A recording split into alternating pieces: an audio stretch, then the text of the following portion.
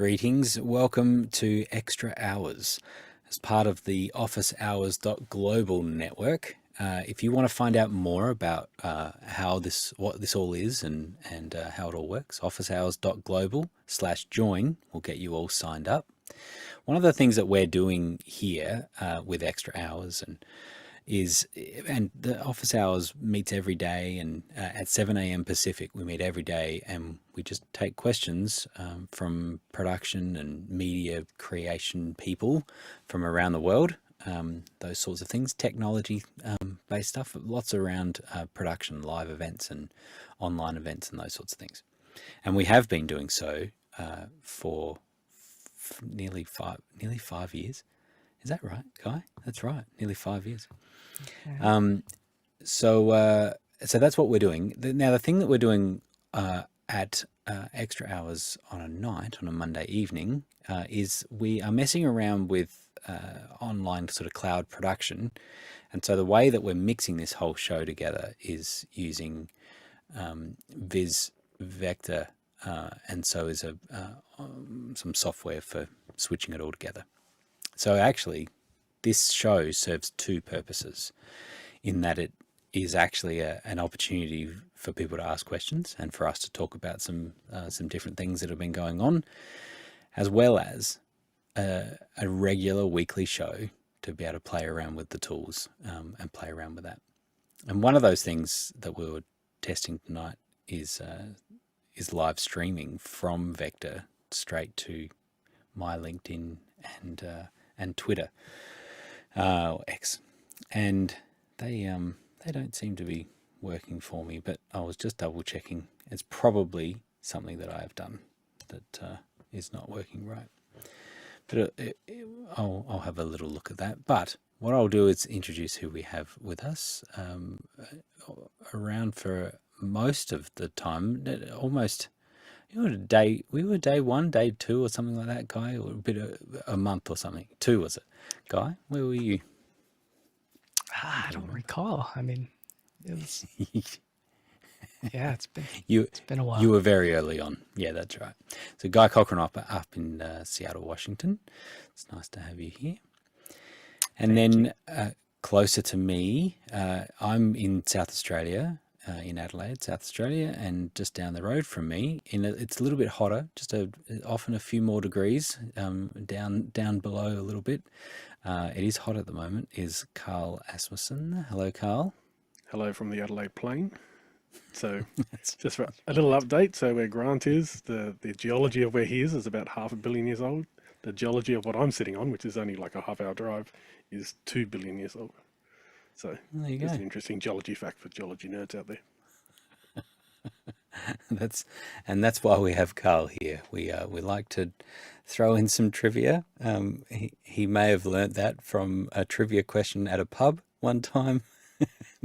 needed to find that out. But to complete the panel, someone who was very early on in office hours as well. Were you day one?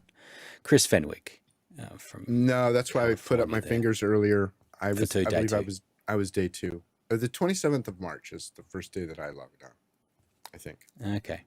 I think we were the 25th, wasn't it, the first day? So maybe I think it might have been. Day 7. Thanks for bursting my bubble. Anyway. Those should still be on a Zoom account somewhere from the originals. I think that they automatically got recorded back then, so we could roll back. Yeah, although they may have been auto-deleted, if that wasn't... sometimes that was set. I believe they were downloaded. I believe. Yeah, right. I remember hearing about 1 year into office hours, I heard that they were downloaded. We didn't currently have any questions. I think we've got a couple of people, Tommy, and Paul. There's a couple of people that are watching along, which is nice. So you're welcome in Makana to enter any questions that you might have. But we were discussing, there's a couple of things that I'm interested in discussing. In fact, I might be able to bring it up. I saw a YouTube video that caught my attention, and this is going back 9 years ago when I moved into this place.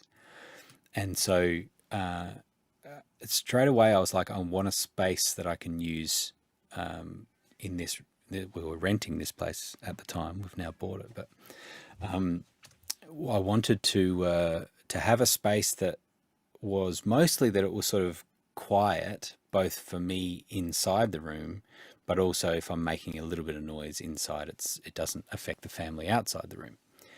And so I think I still have maybe in watched later or liked.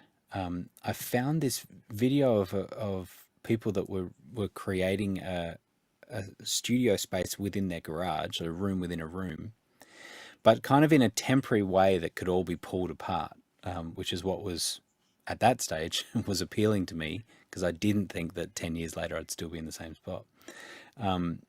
So I think I'll find it here, because it's worth referencing this particular video. It's not coming.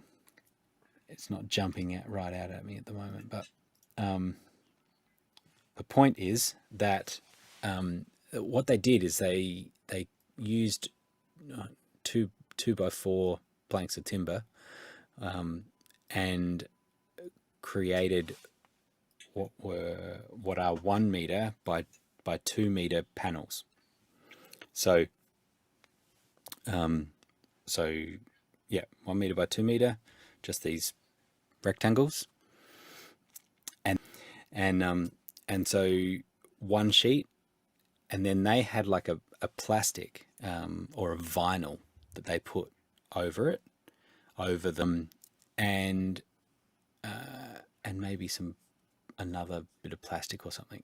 So that created this one panel, and so then I did exactly that. So I got 4 of those panels down, so 4 meters wide, and then 4 meters deep, 3 meters wide, 4 meters, and then just made 3 meter versions, 1 meter by 3 meter for the ceiling, and they're all exactly the same panels.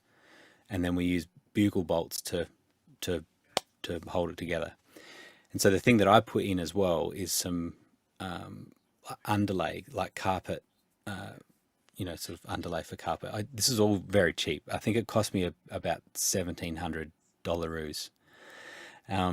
And so I put the underlay and then plastic, like a builder's plastic, which is like that orange builder's plastic, and then the second sheet of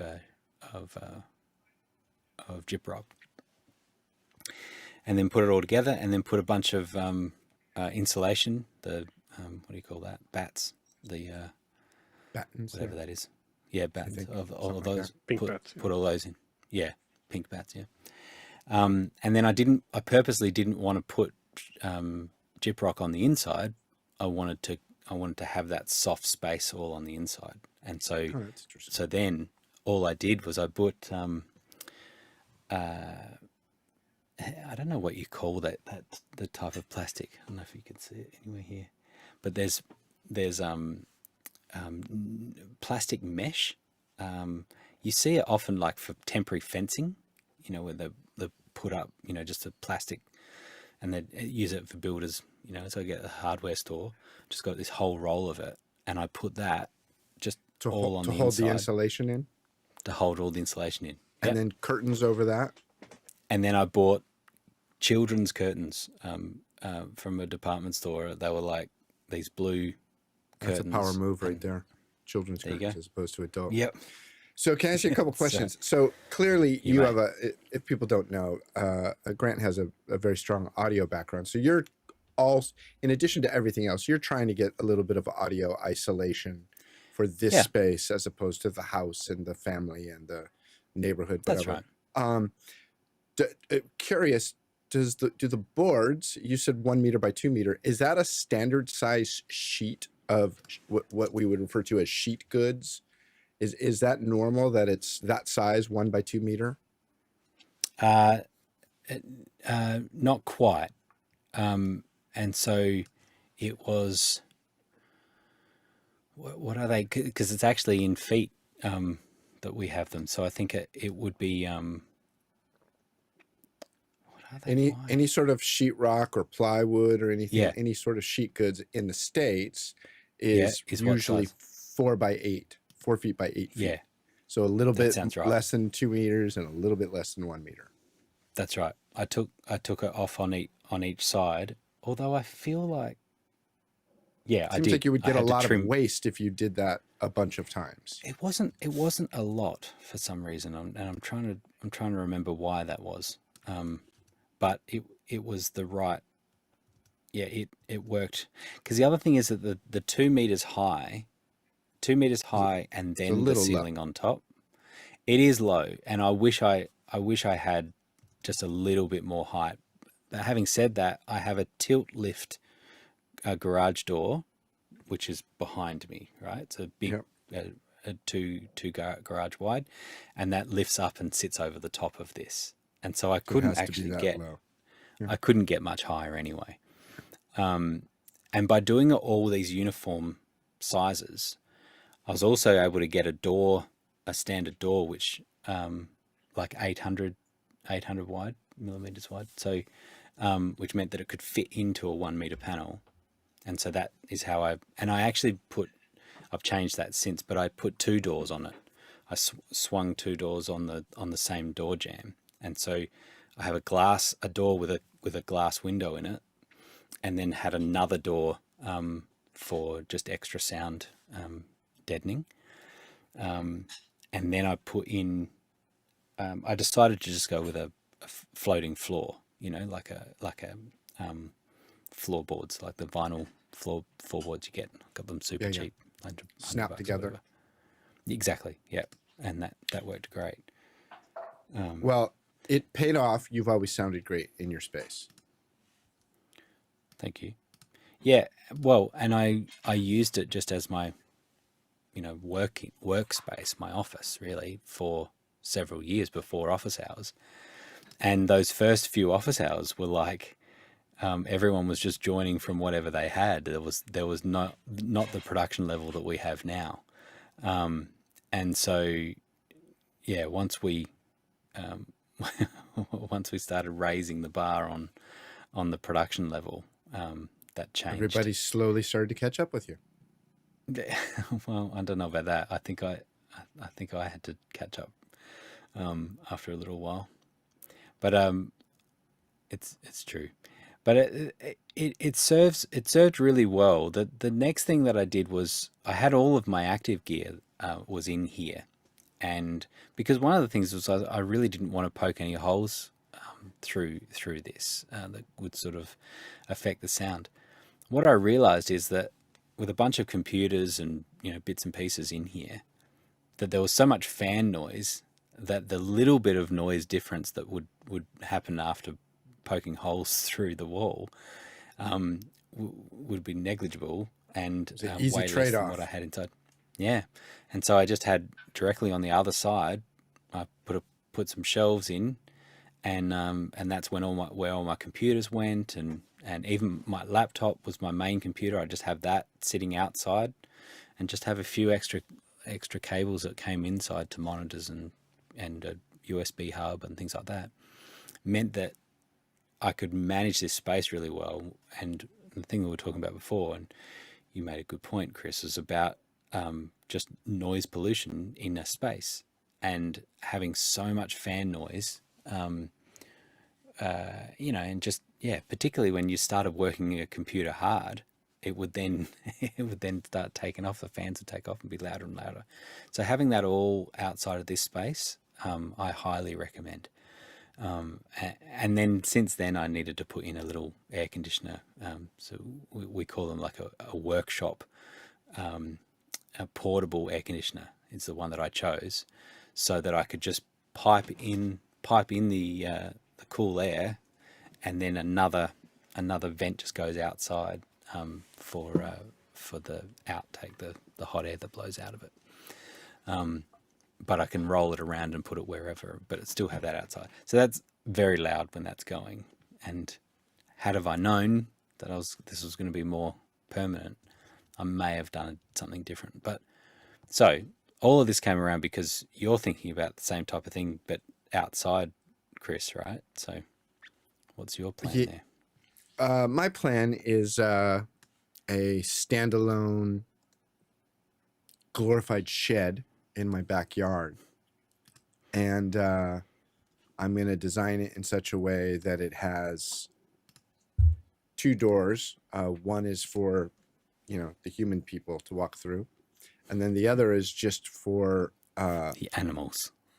the animals. No, like loading in equipment, gear, or more importantly, because again, this is a glorified shed. More importantly, where I sit here, I'm sitting at 1, 2, 3, 4, 5, 6, 7, 8, 9, 10 different monitors. And to get behind those is a chore. And a pro tip, if you've ever tried to reach over a monitor or a piece of equipment and plug something in because it's pushed up against a wall, don't do that. have some space. Every edit suite I'd ever built when I was building, when I was buying, rooms for the purpose of that, you'd always put stuff off the wall so that you can, even if you just have to squeeze back there, you're going to go back there. It is going to happen. And in some cases, it happens frequently. And so my intention is to build this desk up against the double doors so that I can go to the outside, open those doors, patch away, fix away, close the doors, be done. So, and that's really partially, like it's that important. It's that important that I will design it that way, frame it that way, pay the extra, couple of bucks for a, pre-hung double door package that I can, it's that important. It's absolutely worth it. Do you know, I think about on a nice cool night as well, or a cool morning, just opening that right up and you're just looking out over your backyard. That's kind of cool too, right? Right. Well, you're just sitting outside. I'm a fair bit older than all of you guys, and I'm looking at retirement much more sooner than some of you guys are. And so that will not always be an edit suite in my backyard. The intention is that one day it'll be a nice little, garden, retreat office, something. Okay, still office. That's the thing. It's like you made it sound like a garden shed. You're gonna put a lawnmower in there. So I don't know what that last word was you just said. I said you're going to put a lawnmower in there. Oh, no. So we have one of lawn. So in some instances, garden shed doesn't necessarily mean, for your yard tools. Right. There's a lot of people who build little, a little retreat. You could put a little sunroom. Can I tell you, we went to a festival recently. Hey, by the way, Guy and Carl, you guys can leave. It's just going to be mostly me talking. So I was just queuing up the robots for the background. Nice. Say, like, is it good? Well, if they're not humans, is this what you keep in your shed? Like these Tesla robots? Optimists are going to come running out. Nice. I don't have any of those, but I'm not saying no. No, but we went to this festival thing, and they had one of those like ridiculously expensive chairs that you sit in, and it's like the massage chair thing. And I said to my wife, I go, honey, you should sit in that. You always have troubles with your back. And she sat in that thing, and I think like I still regret not paying the guy the money to have it delivered, because she still talks about it. Every time I still regret not paying. We've got some comments. We've got some comments from the peanut gallery. We can hear it. Yeah. So anyway, it may end up being that is where the massage chair goes one day in the future. Just a little, Zen retreat with a electronic machine. Those massage chairs are getting better and better, and that's what when you walk past them. When you walk past those ones that are in the malls and things, like, they're worth it. Those 15 minutes for $7 or whatever. That it's worth it. I have one downstairs. It's amazing. Nice. Especially during the COVID times where you didn't want people touching you and breathing on you. You could just go downstairs and Push a button. Yeah. Let's see, stress one. Psh, Yeah, Trish is 20 still minutes? upset we didn't buy that thing. And, She's and like, frankly, thanks for and bringing frankly, that the up only again reason- tonight. right. And frankly, the only reason I really didn't do it at that time is I didn't have a place to put it. It just Right. it would not have fit in the house. But that may be in our future. I just found some photos from this thing. So this will give you a much better idea of what we had there. So there's the 1 meters by 2 meters. So essentially, like it's like 3 foot and a bit by 6 foot and a bit. And so you can see now, so there's that felt or underlay that's wrapped over the tops and then just stapled on, and then the plastic goes right over and around. You do that, bugle bolt it together. And so what it does is it's a soft, that underneath the plastic is the soft underlay. So then when they squash together, they create an air seal, like it's airtight. Well, in theory, pretty close. And so yeah, put a bunch on the floor, put them around. Had my kids help, and it just took a weekend. And then there's the bigger ones on top, and closing in. You can't get a car in there anymore, right? No, that's right. No, there's still some storage space on the other side, and there you go. So Mickey, you were saying plastic chicken wrap or chicken wire, maybe. I don't know whether that's this is more like safety netting or something like that. Like temporary safety stuff, or I don't know what you call it. And Grant, do you have legs? I don't know what that's about. So yeah, once I did that, I also put some vents in. So the video that I saw, they put a vent on the outside, and then they put some tubing or sort of duct. I don't know if you call it that. Call it duct? Yeah. And so just a little bit, and I weave it around, and then have another vent on the inside. So it was essentially just weaving it so that you'd still get airflow, but it would sound absorb as it went through that. And then so that's what. About how many feet of duct work did you have between the AC unit and the vent into your space? Like 4 or 5, probably. So not quite 2 meters. Yeah, probably 1.8 is probably what it was. So, and that's what's hidden behind that bit of gyprock there, because I then put a little bit more insulation over the top of it, and it kind of it pushed against the duct a little bit, but which was fine, and so it was all sort of surrounded by insulation, but creates airflow, and so I did 2 of those. And is that insulation, is that I'm sorry if anybody wanted to talk about microphones and tape decks, but this is what we're talking about today, apparently. So is that like a shut up, Carl, I'm older than you. Is that an organic insulation? It looks like it might be like wool or something. Or a fiberglass, isn't it? Is it fiberglass? Wool? It might be wool, yeah. It was... Yeah. There's really expensive ones you can get, like the sound absorbent ones or whatever. Yep. I didn't do that. I went sort of middle of the road, and I knew that I was gonna, it was all on the ceiling as well. There you can see it there. Of course, it didn't take me long to get my gear in there. Be like, I'm gonna try this space out. I had some little trapeze lighting that was there for a little while. It wasn't too bad. And that's more what it looked like a few years ago. Fantastic.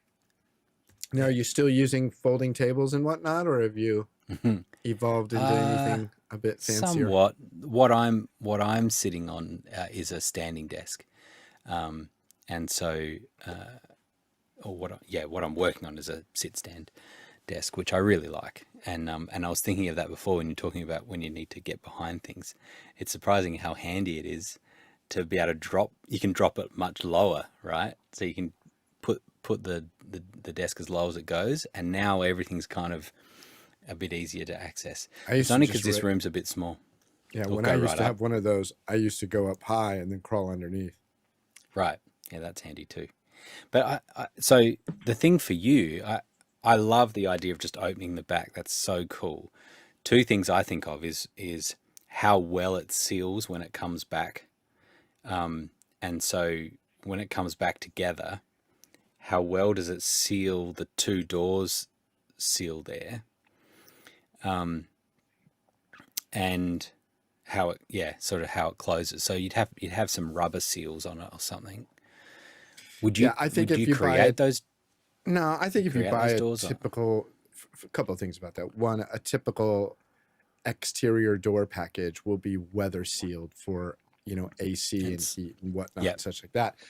But also, and solid core, so like solid. I don't know. I haven't picked the package yet. I'll let you know. But also, I will say that your attention to detail in terms of the audio treatment is probably 10x what I would do. It hasn't even occurred to me. For the last 5 years, I've been sitting in, almost 20 years. I've been sitting in standard bedroom type rooms that you would put in any house. Before COVID, Slice Editorial was in a 3-story townhouse. Right. And bedroom number 2 was edit suite number 2. And, you know, it was just a room. So right. You've gone above and beyond, in my opinion, for the audio. I don't care that much. I tell you though, like particularly being outside, like I've also got that I'm a room within a room, you know, and if I want it to be really quiet, I'll close the garage doors and, you know, can make it all, got to close it in. But if someone's mowing their lawn next door or just even birds or whatever, I think if you're not thinking of that could be quite loud. Outside coming in. It's absolutely a possibility. I think the number of times that I got shut down because of atmospheric problems, environment problems rather, but probably a better word, during like COVID when I was at the house where I couldn't do anything. It's not worth talking about. Now, I'll also say that most people will make in the shed space, you know, if you watch 10 YouTube videos on how to make a shed in your backyard, people are going to make it the walls out of 2x4 studs. And I'm opting for 2x6s for multiple reasons, not the least of which is more insulation, but also it's just much more sturdier. It's like building a tank as opposed to a minivan. Yeah, consider these as well, Chris. These are the double panes with the blinds in the middle. Yep. So I built a studio where you could see me, how I utilized that in front of the door. And your nunchucks? Are those your nunchucks? Yeah, exactly. I thought that's a Rode NTG3. Well. That's a shotgun microphone. It's not nunchucks, man. I'm showing off microphones. Awesome. I'm not ready to beat somebody up with it, but you can see the blinds are built. There's something in about that was like there's some smoke that's coming out, and you're like the full ninja standing out the front of it. It's awesome. It's a filter, man. It was cool back in the day. Tiffin cool. Soft Effects 3. Yeah, no, get one of those. I think those are a good idea. Trish likes those too, with the little blinds built in between them. I love them so much. She's chiming in. And the only downside to them is when they're great when they work, and when they're not, they're horrible. Because wherever they're stuck, that's where they're stuck. So, but they're pretty cool. Don't slam the door. Don't slam the door. Don't slam. Yeah, it won't get used a lot. Yeah, and then I think I was showing here, I'm designing it in such a way that there is plenty of roof space, and it's pointing to the south, which in our hemisphere is where you want your solar panels to be. And there's plenty of room for solar panels on the roof. And then I think around back, I'll put, the battery and electronics in a little, safe metal box. So if there were ever a problem, it wouldn't be a problem. And then there's a little bit of extra overhang here to block out some of the sun on the big glass door. So why not just have that? I love that. I'm just like, why not have just a little extra room, tiny, but a little bit of extra room that you can put the solar gear in, The utility as well as any other active gear that you might have, and put, because haven't you got a Mac Studio and stuff? You got a, I got stuff. Yeah. Throw that. My hard drives just my through hard the wall. drives, it's not a horrible idea, except for the fact that I'm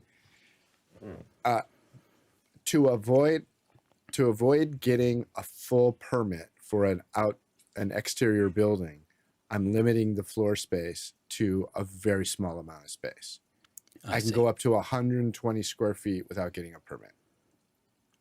Right. So, and to put in a space the size of a closet would make the workspace awkward. It's not a bad idea, but also, I mean, I don't know if you've ever seen some of these pictures of, EVs and the types of fires that do happen with them. They're severe, and if things go south, it goes south really fast, really quickly. So being outdoors in a metal box sounds like a better idea than in a box of, in a room built out of kindling. Just a thought. That's fair enough. Yeah. Even like the Tesla power walls, those are metal boxes that a lot of people mount on the outside of their garage and not the inside. Yeah. Just a thought. Yeah. It always seems odd to me when they are on the outside. I get it for safety, but when the sun's pouring on that, it's not great, to have hot sun on those.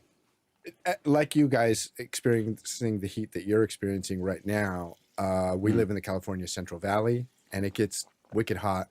The place where I would put it gets very little sun.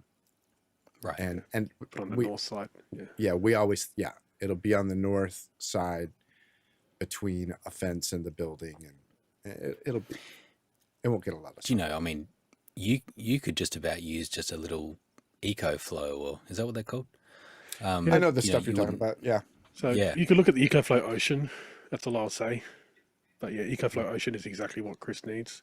Tesla Powerwall obviously is another one, but EcoFlow Ocean is another way. So Carl, is that enough gigawatts to run the house? Run an AC unit and all the computers? EcoFlow Ocean could run the house. EcoFlow Ultra could run your shed. So they're the two options.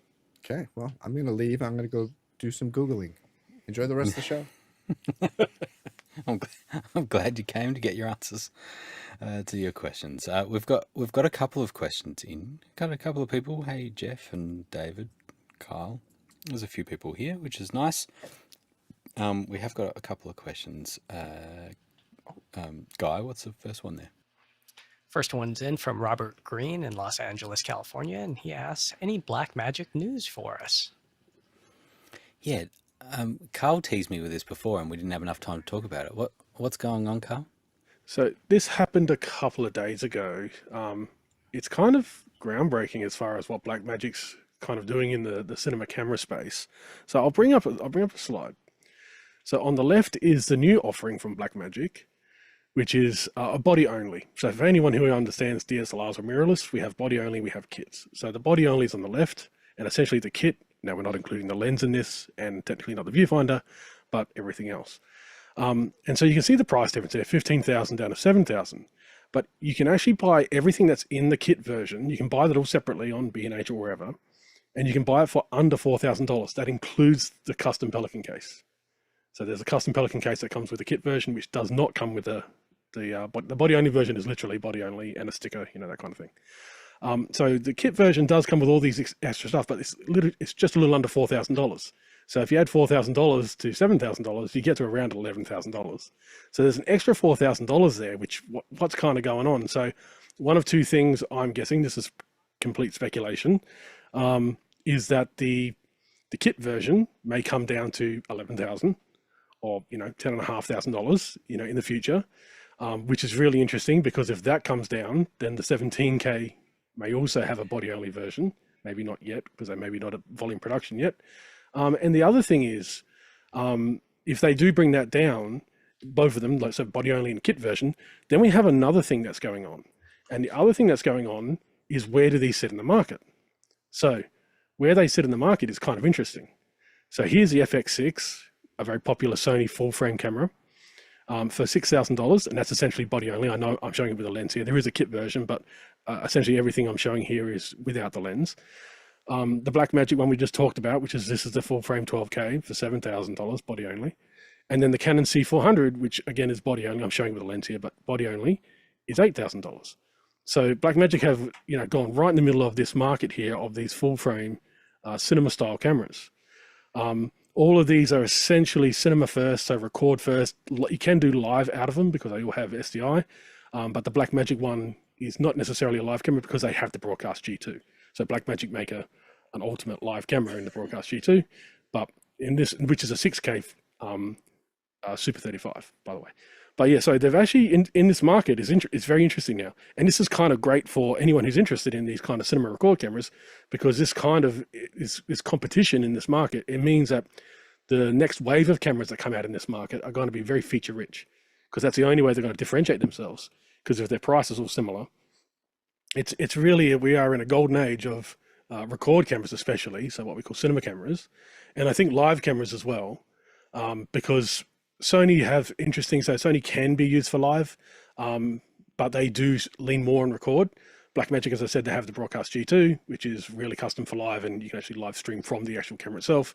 And Sony's Z200 and Canon's, the 605. So their 605 is pretty much, they're very heavily in live cameras as well, because they can stream again. So SRT or RT, I think it's RTMP actually from the Canon one. And again, also RTMP from the Sony one. And of course, there's RTMP and SRT from Blackmagic's broadcast camera. So we've kind of seen now a full lineup. We've got the 17K out there as well. And we've got the immersive camera, which uses a 17K platform with a special front end, of course, for the lenses, and a special, essentially, output as well, as far as how it gets information out of the camera via a 10G connection, Ethernet, as well as SDI. The SDI is more of a monitor, so it's designed more for monitor rather than doing live, but you can actually do quite a lot with the immersive, but we'll wait and see how that goes when people start getting their hands.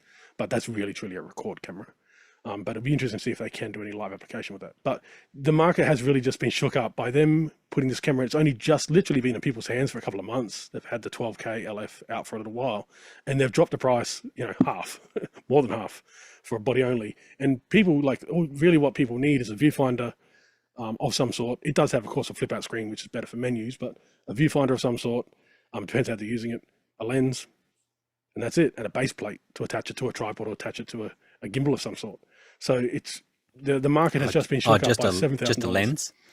Just a lens? Well, you just need a lens. So that's the other thing. So it does come with the EF mount, whereas the kit version comes with the PL mount and the EF mount in the box. So you get the EF in the box. With this one, you just get the EF. So that's what I mean. So the extra stuff you have to buy to match the kit is $4,000, which is a battery plate. It also comes with the CF card ability, so you can now use CF cards rather than using essentially it's an NVMe or M2 kind of proprietary RAID system that they're using, but you can buy that still. So it still works with the higher end recording, so you can get 80 frames a second at open gate, but with the CF card, you're down to like 24 frames a second at open gate at the lowest compression. Higher compression, you can get up to higher frame rates. But yeah, so it is really interesting what Blackmagic's done here. And I think you're right that the C400 from Canon and the FX6 from Sony, they do have one feature that essentially is not available, well, not readily available, which is autofocus, but that's not really the market Blackmagic's going for. Blackmagic are going for, they have two kind of branches. They have broadcast cameras, which have a follow focus on the tripod arms, and they're going for cinema, which has a follow focus person, human being, either remotely or right next to the camera. So that's not really, they don't make video cameras. That's the one thing I'm trying to say. So not to confuse cinema cameras with video cameras. But yeah, they don't really make video cameras from Blackmagic, which is fine for many applications. If you are in video application, then Sony and Canon, their autofocus systems from their camcorders right up through to their FX6, obviously, C400, and then into the mirrorless, like the photography hybrid cameras. So Sony and Canon if you want the autofocus, and then of course other brands, but I'm just focusing on these three because it's simply the marketplace now is just really interesting, and there's so much variety. And like if you are renting, this is like a nice place to rent. So between $5,000 and $10,000, it's a really nice place to rent because it means that your cost per day is quite low compared to like well, I'd say anything like an Arri, of course, is $100,000 to purchase, yada yada, but that would be quite expensive per day. And even like if you're going up to like a Venice is between $50,000 and $60,000 outright. So even that's relatively more expensive. With this, you're looking at like 1/10 the cost of a Venice. So renting becomes like you can rent this for 2 weeks for the same cost of renting an Arri for 3 days. So or any other type of camera but it's really interesting that you can purchase now. So the fact that you can purchase this camera for the same price, I think it's the same price or very similar prices. I think it's $1,000 more than the the Super 35 version of the 12K, which was the original version of the 12K. So now you get a full frame version. You get a lot of extra features. This is a kind of quantum shift from the original 12K as far as its capabilities, and the fact that it's a full open gate as well. So it allows you to have look around. So for people who are in cinema understand what look around is. So this is really a big game changer. And not on top of that, the 2110 implementation is starting to actually roll out complete. So the switcher that's required. So essentially the central piece of 2110. The only thing that hasn't come out from Blackmagic yet is their replay system. We still haven't seen the central piece of replay. It's on the website, but it's just not available yet. So which is the playback, the 10G player. So that's the only thing that's not yet. So as far as 2110 and cinema cameras, Blackmagic have just knocked it out of the park. And hopefully later on this year, very soon, their replay system will be fully featured with the release of the 10G player.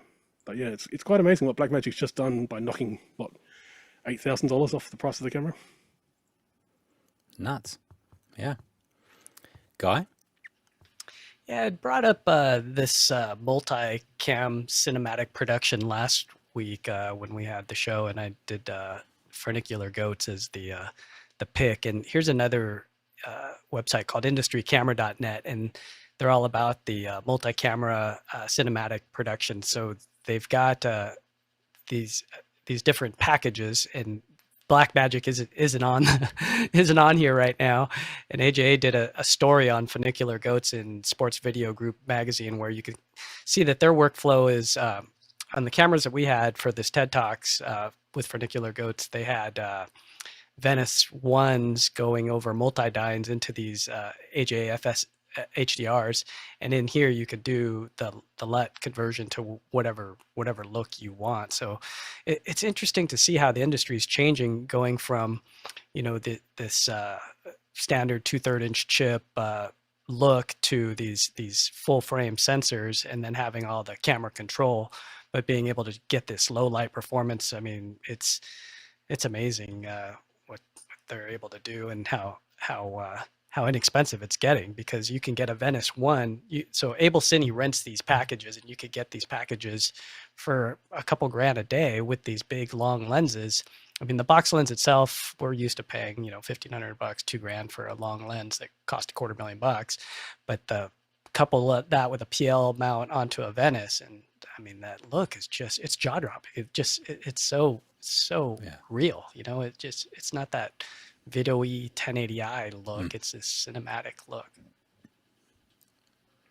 It's an interesting space that's developing every day, it seems.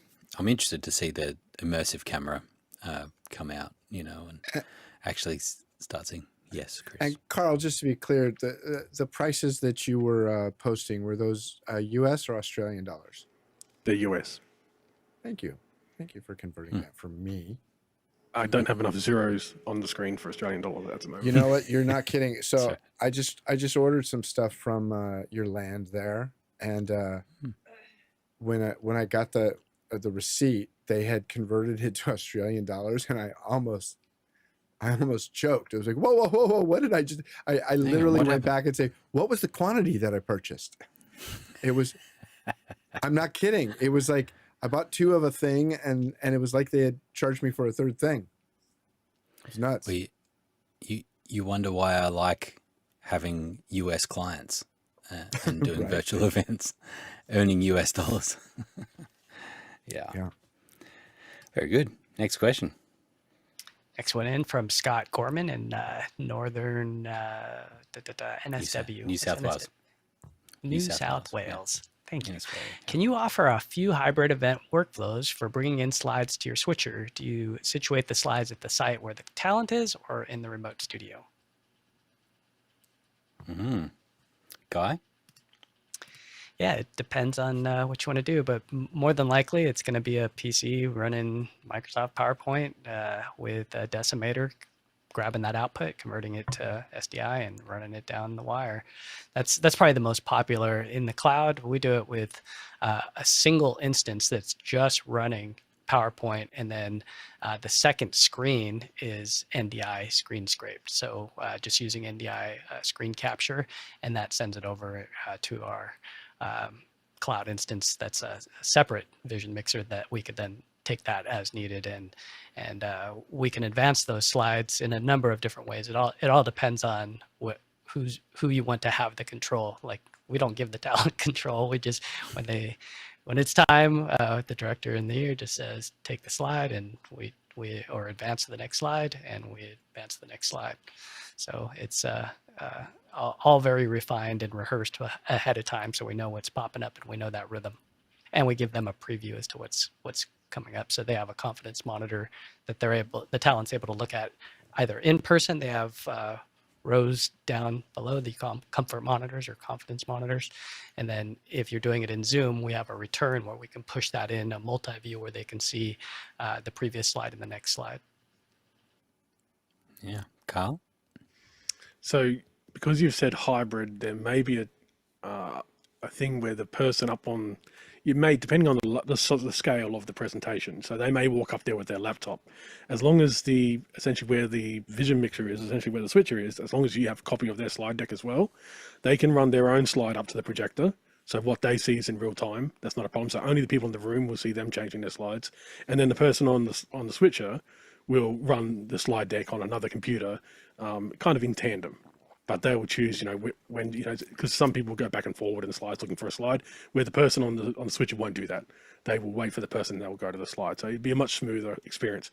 Now, if you're a very small crew, like you're a crew of one, where you don't have another person who can actually advance the slides independently for the stream and not for the room, then what you can do is you can actually have a Mac running the desktop version of, let's say, Keynote or PowerPoint, and then they can actually go into collaboration mode up at the podium with a laptop or an iPad, and then you can, in collaboration mode, when they advance a slide, you see the slide. So it's kind of like a presentation mode, but what you're actually taking into the switcher will be the desktop version, which has the full suite of animations, whereas the one they have will be an iPad version, which will have most animations, or they'll have the web version, which has limited animations.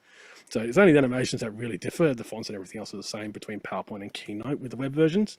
So, but they essentially what they're controlling is a web version, and the web version is controlling in collaboration mode the desktop version, which is a technically higher quality, let's call it that, which is going into the switcher. So if you do have, like, if you are a team of one and you have to let them advance a slide for both the stream and the room, then putting them into the web portal up at what goes to the screen doesn't have to be the web portal, but what they see on their screen in front of them, that can be that. Unless you give them a clicker and then everything runs from the desk. So if you give them a clicker and they've got a confidence monitor, but if you've got a confidence monitor and stuff like that, you're not going to be a team of one. So you're going to have more than one, hopefully, maybe. But there are a few ways of doing this. Both PowerPoint and Keynote both have this kind of collaboration presentation mode where one person advances a slide. It doesn't matter which version of Keynote or PowerPoint you're on, desktop, iPad, web version, it'll advance a slide at your end as well. So there's another way of doing it. Yeah, it is a good way. Chris, what do you think? Well, what I was thinking is, first of all, I'm sorry if you guys said all this, but I tend to zone out when we're not talking about me. The couple of other things is when a lot of people want to see at the local level the speaker supports the speaker notes. So that kind of means it has to be, the main machine has to be in their presence. But I'll also, and then there's Guy, did you mention the clicky click software where they can click remotely and run a machine that's actually with the Vision Mixer? I And didn't, but yeah, the so that's descent a perfect thing. queue along with we There's call it the pickle. So there's a few of those things. internet clicker. Internet clicker, yeah. So that Yeah. could be another option. But I'll also say this, that as somebody who's directed a lot of shows, when you have people that have control over what goes to the program monitor and you don't have control over it. For example, once I take to a slide computer, if the talent is controlling that slide computer and they go wonky and their finger double clicks or whatever, I don't get to control what's on my program feed. And that could be just as simple as, is he wrapping up? Is he wrapping up? Yes, he is. Ready, camera 2. And the guy advances to his next slide, which he's not going to talk about for 2 minutes because he's done talking about this one. And now we've seen a peek of something that I didn't want to show to the actual audience. And that drives me crazy. So for that reason, I like to control the slide computer. But some people want to see that all those speaker notes and timers and bears on my. It's a great point. And as we were talking about, as far as how big the team is, when you have a graphics operator that can just sit and take cues. So we talk about Perfect Cue. Perfect Cue have a few different models, but they all have a little indicator as to when the button has been pressed, and so on the slightly bigger one, it's got a big arrow, right? And you can even have a tone that comes out. And so the idea is that they feel like they have control of advancing the slides, but all they're actually doing is indicating to the operator to advance the slide. And then that gives full control. And if they double tap, and sometimes they don't press hard enough, or they, things like that, but you can see when they go to do it, and you just advance it, and they think that they've actually advanced it, but they haven't. They've just signaled to you to advance it. That's when you have a graphics operator. When you don't have that, depending on the size of the event, and depending on how many, like some of these events that I do, there's literally thousands of slides that are going past. And so you don't necessarily want to be controlling them all. But what I do say is, some people talk about putting a laptop at the lectern, right? At the podium. And then they've got full control over it. And well, now you've got no control of it. I never like that. And so my preference always is to have the computers at control and to give a monitor, and often we will give a mouse as well as a Perfect Cue.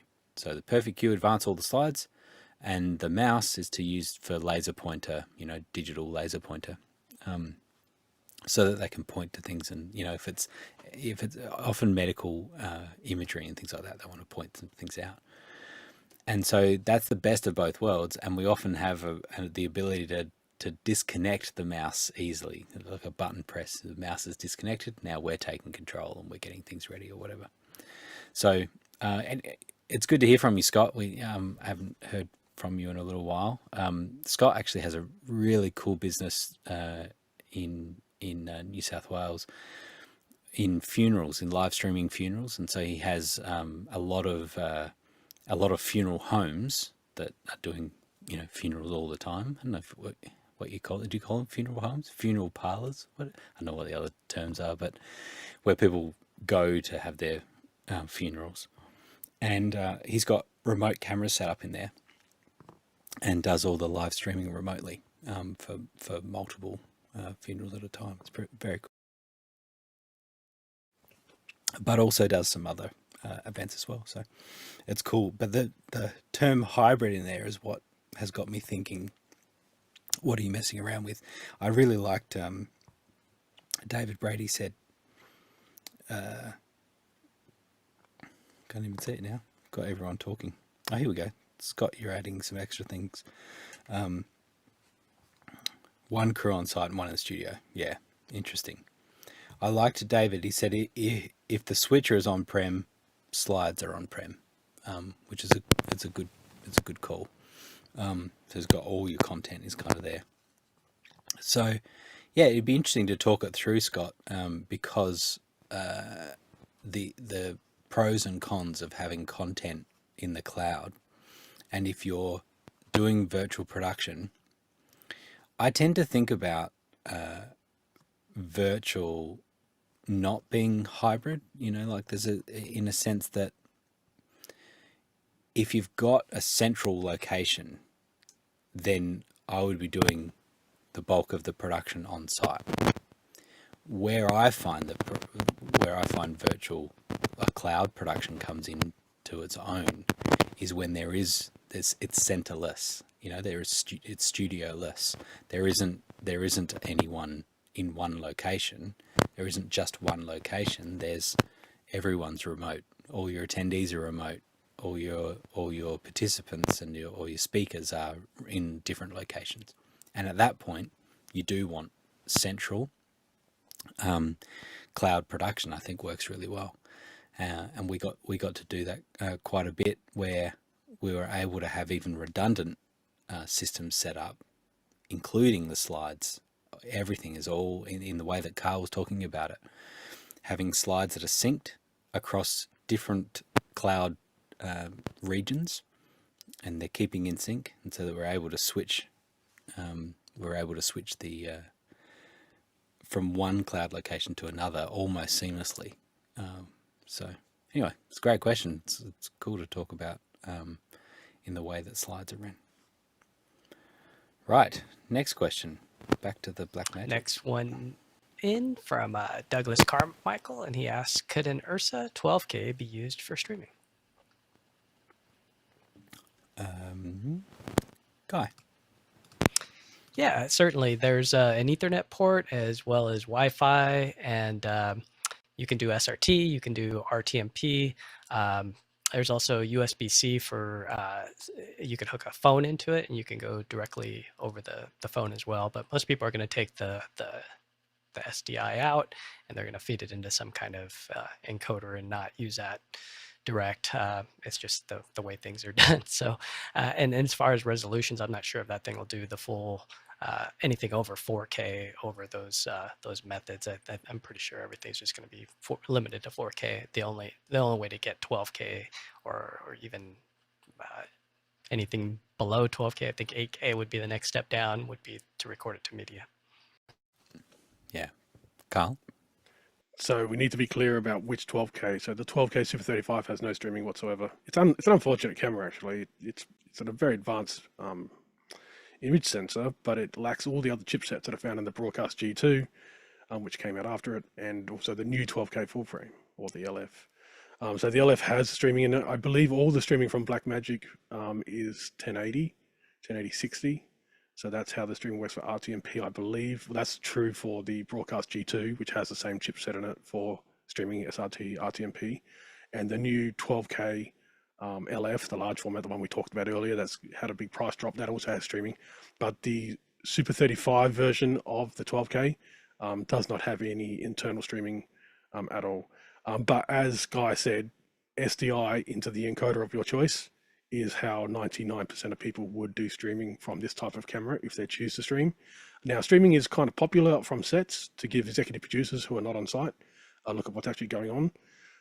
Especially the people who are paying for their production, they want to see, what the production is actually looking like in real time. So that's one reason why you'd stream from a cinema camera. But you could also use it for streaming for this kind of regards. But as I said, I believe it's limited to 1080-60 from the actual camera itself, because it's designed to go straight to the ATEM streaming bridge, which only again supports 1080-60. It does support both SRT and RTMP streaming bridge, but that's kind of one of the reasons. But it is a really cool fit. There is a whole other workflow as well, which Blackmagic announced in the middle of December, so a couple of months ago, which is now you can stream to Blackmagic Cloud. So it's kind of like it's not really restream, but if you understand how the setup works, and they do explain it in their press release, you can live stream into Blackmagic Cloud, and then you can have a human being who actually has that live stream coming in, and you simply just put that playhead back 10 seconds, and you can cut live. So you can bring in 9 synced cameras, or you can bring as many as you want, but let's say you bring in 9 sync cameras into Blackmagic Cloud. They all sync up for that switcher, which is really just a live editor. And all they have to do is move the playhead back 10 seconds. So you got a 10-second buffer, similar to how YouTube works. So you just move that playback back 10 seconds, and they can live cut out, and then they can just output via a deck link, or output via OBS, or output however they want. And they can send the output from, which is technically Resolve, but you're actually in the replay editor. Well, technically you're on the cut page. I should just call it that. We're on the cut page when we do this. And simply they can just send it out from the cut page. So you can actually do live switching inside the cut page from Blackmagic Cloud. But yeah, you want to read the press release that was released in December. They go into it in great detail on how it can be used. And it's used for many different, this is just one application. There's many other applications for this, but this is kind of a sneaky feature that Blackmagic put in there. Now you can multi-stream and they're synced as well. So all these streams get synced when they hit. This is why you can't do it like live. You do have to move the playhead back a bit. So segments need to come in, and the segments get synced up inside the cut page. And then your vision switcher / editor will simply use essentially the rapid editor. Rapid editor has camera 1, 2, 3, 4, 5, 6, 7, 9. So you can just simply hit the cameras like you hit on the switcher. But this workflow is brand new, and I haven't seen anyone really using it yet on YouTube or anyone. So I don't think anyone's actually got the full implementation of this up and running, even though it's all there. But I don't think anyone's actually thought about running a live stream and doing cloud switching. Or it's not really cloud switching. It's essentially a bent pipe. So Blackmagic Cloud is a bent pipe between the location where the cameras are and the location where your editor / vision switcher is. So it's just a bent pipe. You don't have to actually switch in the cloud, because all you're doing is you're getting the proxies in. So the proxies, which are again 1080, 60, H.264, they're coming in, but they're at pretty high quality. So they're relatively high quality, but they're coming in. But so this is kind of no different to live streaming into YouTube, which is again RTMP, H.264, yada yada. So it's the same quality. Although you can do 4K into YouTube. This, I believe, at the moment is limited to 1080p, because the proxies are limited to 1080p. That's the only reason why. Now, in theory, if you don't mind having a bit of a latency and you use the correct cameras on this, so what I mean is you'll need a camera that can shoot in ProRes, and you don't mind having a latency, and you've got a fast up and a fast down for your editor, then you can actually turn off proxies, say sync, and it will do ProRes up to the cloud and down to your editor, but you will need a certain amount of time, and you need to make sure your connection is faster than ProRes, which probably is not going to be the case. ProRes is a pretty chunky fat, but if you have a private cloud feature, so if you have a private cloud feature which can run 1 gig, 10 gig, then 10 gig should be enough for you to run ProRes, multiple streams of ProRes up and down, and then you can just switch ProRes, at ProRes Lite, full ProRes, whatever you want, however fast that private cloud connection is between where the cameras are and where your editor is. And then the output, of course, is just a single program output from the cut page out of DaVinci, out of that machine. And then that can be sent off however you want to whichever streaming services you want. So essentially it's remote cutting using the cut page and a speed editor. If you want to use a speed editor, you can just use a keyboard, of course. But do go back and read the press release released by Blackmagic in December. And it's about the bottom half of that will explain how this live feature works and how all the cameras coming in via SRT or RTMP, you get to choose, are synced when they get to the editor's cut page. So that's really cool. Interesting. Yeah. We've got another question based around that guy we got there. All right, we got Douglas Carmichael, and he says, Carl, you mentioned BMD switchers that can use 2110. Is there a rack ATEM that can? So, sorry. Yes. Switchers using 2110, not as yet, not this. So why you'd want to switch it to have 2110 is a bit interesting. So technically the studio, we don't know yet.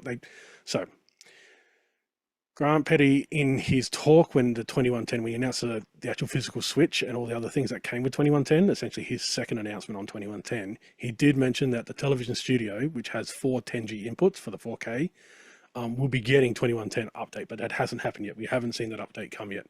We do know that the studio cameras, be the 6, essentially the Pro Studio cameras, which is the 4K Pro G2 and the 6K Pro, also have the ability to do 2110 straight out their Ethernet socket, straight into that mixer. But you wouldn't necessarily do that, kind of. So the reason why is because you can, but remember that 10G, you'd only be able to get 4 cameras in at 4K, and that'd be the compressed version. But remember that the 10G network on the back of that switcher is 10G shared across all 4 of them. It's not 4 10G connections. They do have a product for this, And the product for this is in their what do they call it? They call it it's 8 input or a 4 input with power. So they have 8 input coming in via Ethernet, and it converts it to SDI. And this simply rack mount will then just plug it into your router or directly into your switch, however you want to do it. So they do have a box that will convert 2110 to SDI, and that's kind of what you do at your switcher or at your router, at your SDI router for that in case. So there is this system, but they already have this box out. So if you go take a look at the 2110 products, this is a full 1U box. There's 2 of them. One has power, one doesn't have power. They're both the same thing. It's just one can deliver power to their studio cameras, and one, if your camera's already powered, you can have 8 channels coming in. So that is literally 8 10G connections coming to that box, whereas the back of the studio, television studio, has 4 inputs, and they are 10G, but there's 10G shared across. Essentially, it's a 10G switch, so it's 10G shared across them. So it's not exactly the same way. So the one that Grant is showing now, so if we switch to Grant, he's showing the powered version. So this is the one that will give you 4 PoEs out to the cameras. So you only have to run one. So this is quite literally SMPTE fiber in a pared down form. So this has all the features of SMPTE fiber because you get power and you get bidirectional comms, you get bidirectional video. So all in one cable. So this is the 4 in, and you'll notice that you got your 4 SDIs and your 4 SDIs in, so you can send program back to the cameras, and your 4 SDIs out, so you can plug them into your router or your switcher. And then there's an 8 version as well. So if you scroll down a little bit more, Grant, you'll get to the 8 version. So there's the 8 versions there, you just gone past. So the 8 version is essentially, what do they call it? They call it the 8x12 SFP. So the one on the far right there, that particular one there will do 8 cameras, but it won't send power because it's doing it via fiber. So if you want to do sports and you need to run more than 100 meters, so this is a good one for sports because on the back of this is SFP modules, and the SFPs can run for, kilometers. But again, your camera would need to be self-powered. So this is a solution, Douglas, as far as getting 2110 into a switcher. These 2 boxes that Blackmagic already have out are the key to this. So that's actually really the key of how to do that. Nice. Good answer. Chris, are you doing okay? We haven't talked about you for a while. Yeah, I'm losing interest. Can we step it up a bit? We've got the last couple of questions, and then we're going to do a content recommendation. So that was a reminder to you, Chris, that you need to be thinking about a content recommendation. Could be a YouTube video, could be a movie, a TV show, something. All right, Guy, what's next? 1F Jeff in Texas asks, what is the down under mix or balance looking like between events being virtual or in person? The balance is not as clear as I'd like it to be, as in I'd like it to be more virtual than in person. But it's really just, I still think that the industry is on its way back to a middle ground. I think after COVID, everyone did this, the virtual events. They were forced to do virtual events. And so then when all of the restrictions were lifted and everyone wanted to travel again, that swung back to, dramatically in person. And I think what's happening now is that people are seeing the benefit of virtual or online events. And I think there will be a balance. What I think it means is a net more events. And so I think that there are in-person events that will still continue, and then more online events. And I think that's perfect for say an annual event that meets in person, that they then would do 2 or 3 other online events as well. And they're the sorts of clients that I would like. So at the moment we've sort of, picking up the a few in-person things and a bit of online as well. So I'd just like to do a bit more online. So if you're interested, get in touch. Chris. Yeah, I was going to say, we were involved in producing an event just recently. It was an in-person event with the potential of weather problems. And 12 months ago, this same event had to, at the last minute, shift to being a virtual event. And it was a scramble and did not go over well. So this year, the executive producer opted to prep 2 shows simultaneously. One was the full physical event, but in the event that there was going to be a similar weather problem, we had a whole crew standing by to literally flick a switch and go live. Wow. And they realized the importance of this sort of preparedness and were absolutely willing to pay for all of the prep time, all of the graphics production, everything. Wow. They basically bought the virtual show and never turned it on. Wow. But they saw the need for it. Because the year before had been such a nightmare at the last minute that they was like, no, we don't want to deal with that again. Let's just have the crew standing by. And so that's another way of That's interesting. You know, If you've got the selling budget. some, yeah. I mean, I would go, you could take that same budget and just do an online event after the in-person event. If the in-person event doesn't go ahead because of weather, then you've still got the online event that happens a week later or something, or, you know, a few days later. If it does go ahead, then you've got an online version that you can create an event out of the content that you've made from the in-person event. That's actually a really, really good idea. I think that the pushback, had we pitched that as an option, I think the pushback would have been, these people are busy. They don't need to sit at their computer and do this stuff again. They already did it. Yeah. Yeah. But it's an interesting, you know, case scenario, case study is the word I'm thinking of. Thank you. To say, let's examine the interaction and the adoption of it as a virtual event to the people that couldn't or didn't want to travel. Exactly. Yeah. I think that there would be a percentage of the people that were in person that would love to revisit some of those things, particularly if there was some question time and things that they could, you know, engage with some of the content, no matter what the topic is. And then there's people that were never going to come in person for a number of reasons. They were never going to go in person, and so they were looking forward to being able to do it online. There's definitely something there. But I'm interested in those sorts of things. And I think that what happens is that in-person starts to become more exclusive, which I think is a good thing, right? And potentially smaller numbers. And so you get to these smaller numbers, higher ticket value, if you want to be there in person.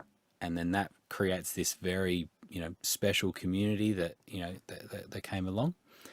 And then the online version is more ubiquitous and available for everyone, you know. So it depends on the type of event, but I think we're still in a growing phase of what's going to happen with that.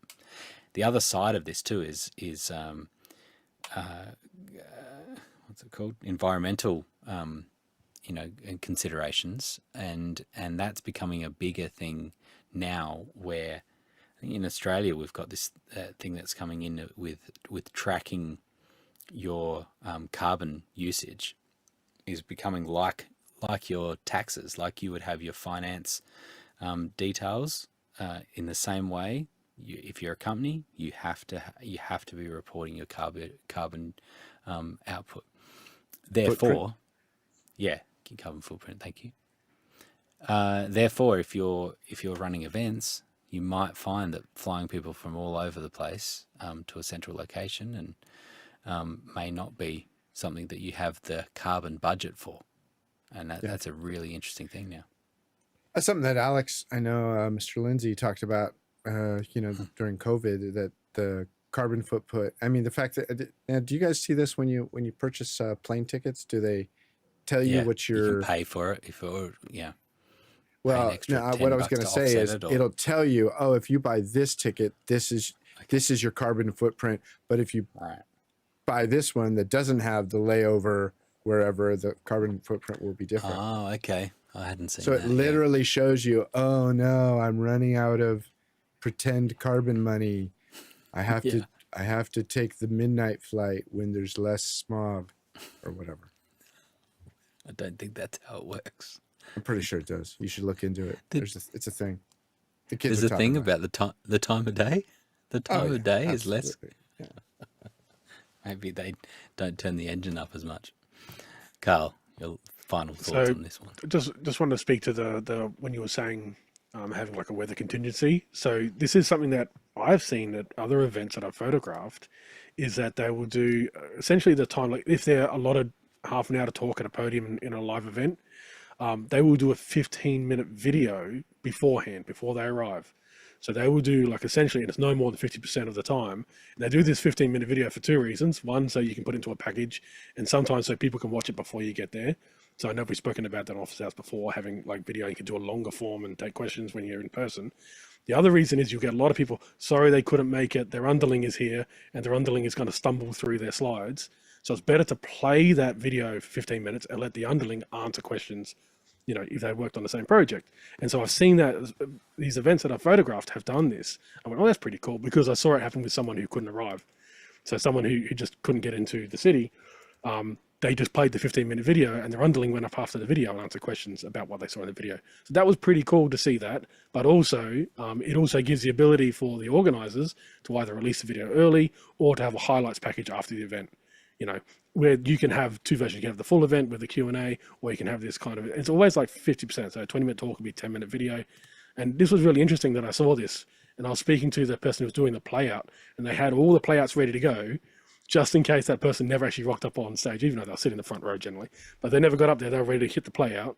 And then if there was no underling there to answer questions, that's it. They would move on, and therefore you get morning tea earlier, you know, stuff like that. So question, Carl, does this surrogate person that's there, do their badges actually say underling? Underling, yeah.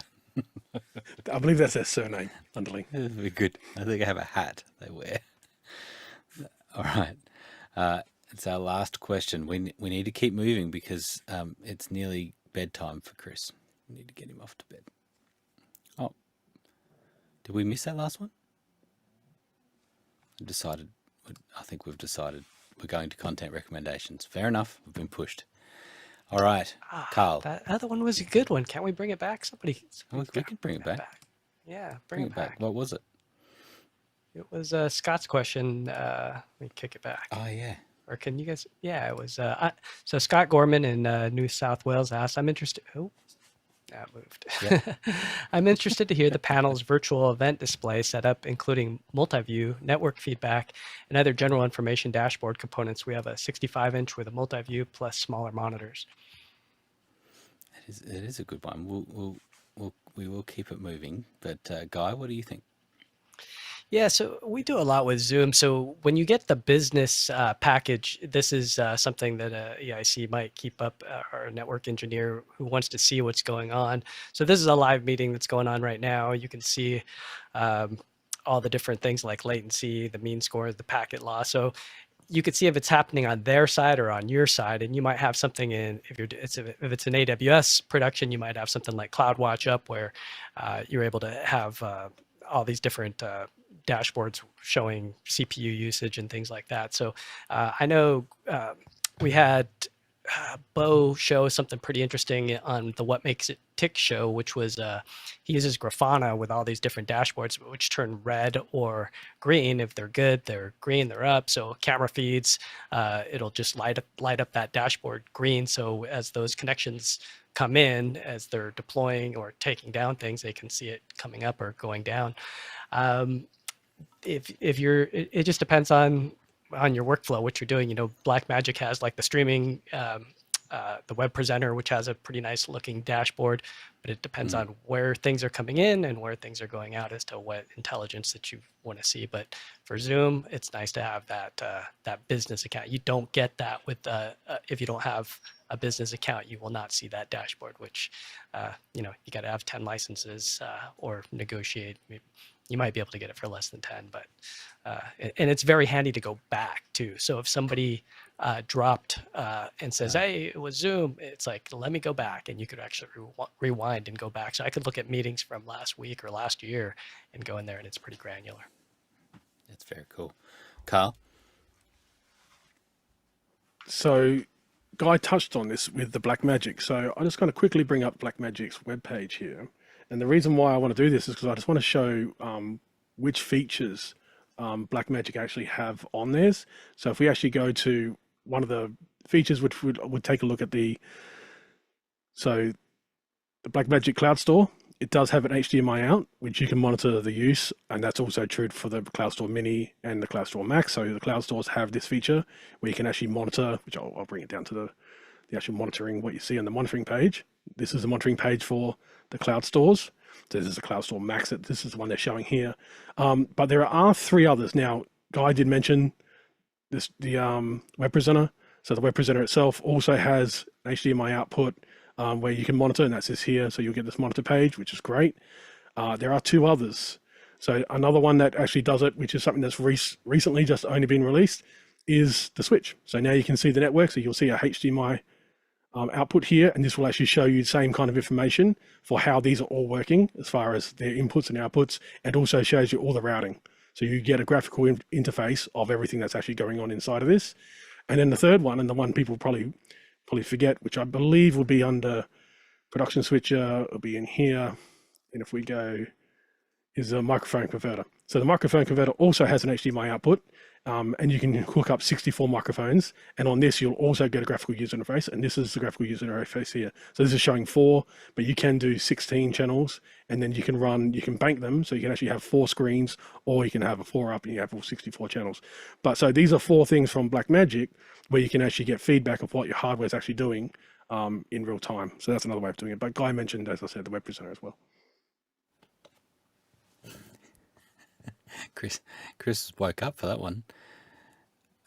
That's very cool. The microphone converter is very, very cool. Yeah, it's a great point, and I think the key thing for me, I think, with monitoring is I have a bit of a catchphrase, which is that you don't switch your monitoring, right? So ideally, meaning that whatever you need to see to do your show, you can see without switching. And that phrase for me came about because we had particular setups that the operators were constantly switching their monitoring in order to be able to switch the show. And that's bad on lots of levels.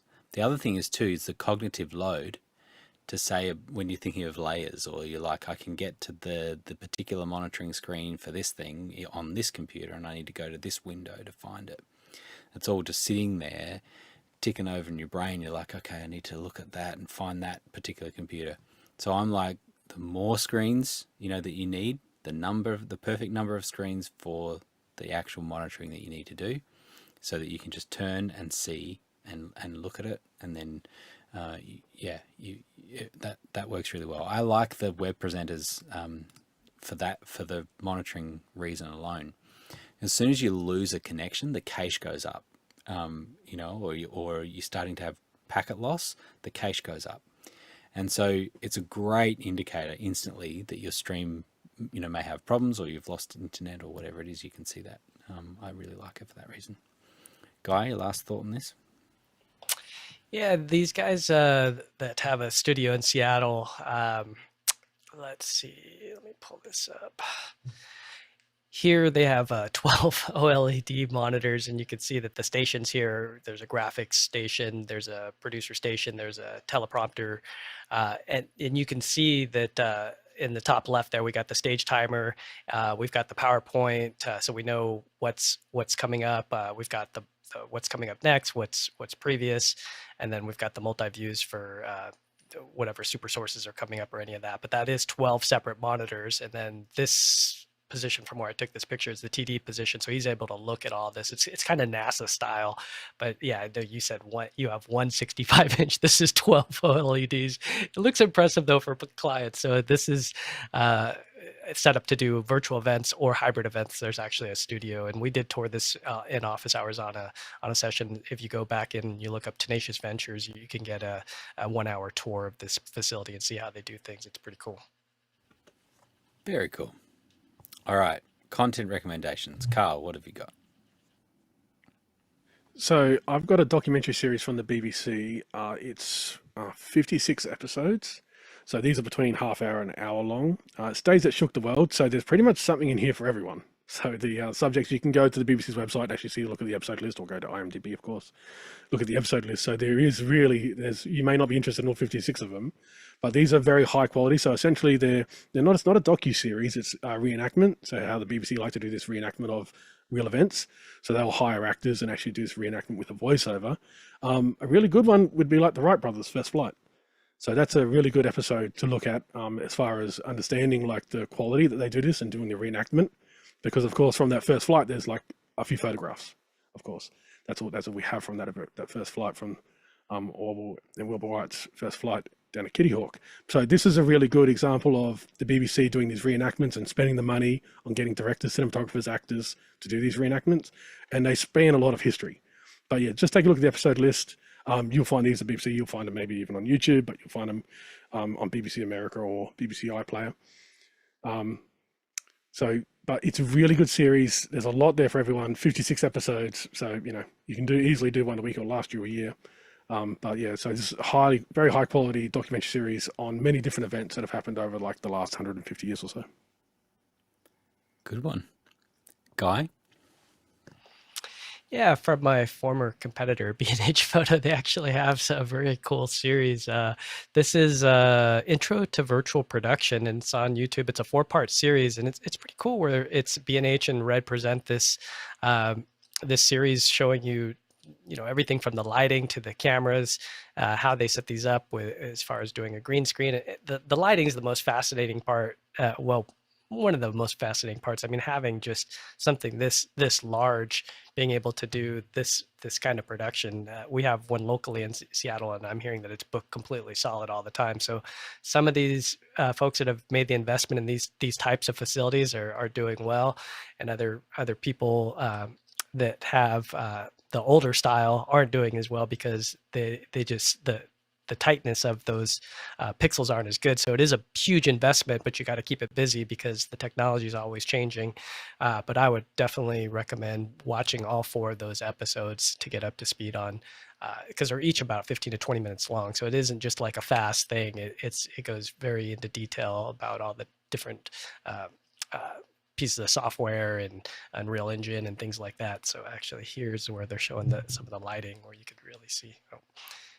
Yeah, you can. I'll put the link in the chat. You guys can take a look at it. But it's overwhelming. It's like this is the future. I wish that I could have one of these in my garage and build up. So we saw what you guys are building, but then look at what these guys are building. It's crazy to go from cool. Just these little, yeah. Like here's. Where was it? It just went by. Yeah, there's you could see Amazing. The ceiling with all the different panels up there. So the reflections are real because they're there. It's fascinating. So take a look at that production and see what you guys think. Love it. Well done. Chris, what have you got? This has nothing to do with why it's worth watching technically. Those are all interesting bits. If you haven't seen Beast Games yet, I can't recommend it more highly. It's phenomenal. Wow. It's the psychology of what they do with /2 the contestants is like next level crazy. It's really and super clever in terms of how are you going to make this choice? And so much of it is you have to pick who gets knocked out, or you have to make a tough choice, and based on the choice that you make, you might get blocked out. So it's kind of like, yeah, it's a phenomenal game show. It's Phenomenal game show. They start with 2,000 contestants, and somebody's going to walk with $5 million, and they've already given away more than that already to the people that have been booted out. I think Trish and I have like 2 more episodes to get through before we get to the end. Don't know who's going to win. Don't spoil it, but it's really good. It's really a great game show. Yeah, it is very good. Yeah. And they have, they have like 1,200 cameras or something like that. Yeah. There's a few documentaries on, or like little behind the scenes, sort of about speaking about that, which is it's super cool. My recommendation is this movie, September 5. It hasn't technically released here yet, but it is in America, and so it's about the broadcasting team. The ABC broadcasting team in 1972, the Summer Olympics in Munich, and when there was Israeli athletes were taken hostage. And what's super cool is, as production nerds, I'm actually interested to get a few people on, like Courtney and such, to talk about some of the older gear that's used. It's done really well. You get this, you're basically in the control room the whole time, and the decisions that are made about taking live, potentially very confronting imagery to screen, to live. It was the first broadcast. Do you know much about this, Carl? Well, I've seen the movie Munich, and I know a lot about the actual event. And the documentary I suggested, Days That Shook the World, one of them actually is this particular event. So you actually see the BBC's own recreation. It's not from like what you're saying. And I think the storytelling from what you're saying, I haven't seen this, sounds quite intriguing. Because it's Munich really was, cool. Munich was a bit of what this was the aftermath. So Steven Spielberg's movie Munich was a bit of the aftermath, where I think this movie being pretty much, my guess, if I have to guess, is probably in real time. Or close to real time. Pretty much. Close to real time. Because that would make sense, because it just works out better that way.